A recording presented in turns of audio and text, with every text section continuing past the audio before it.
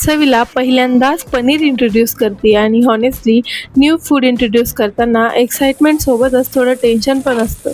कुठलंही new food introduce करताना एक इम्पॉर्टंट रूल लक्षात ठेवायचा. 3 days ॲलर्जी टेस्ट रूल. मी फक्त सिंपल होममेड पनीर क्यूब्स दिलेत. थोडं मीठ, हळद आणि गरम मसाला ॲड करून दिला.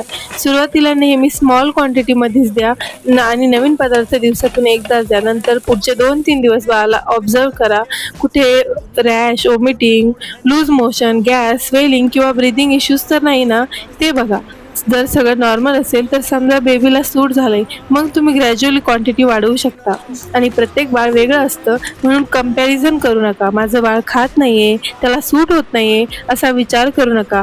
बाळाच्या जेवणासोबत बाळाला ॲडजस्ट करू द्या. आई होण्याच्या प्रवासात आपण रोज नवीन गोष्टींचा सामना करतो, पण बाळाच्या चेहऱ्यावरचा आनंद बघून सगळं वर्थित वाटतं.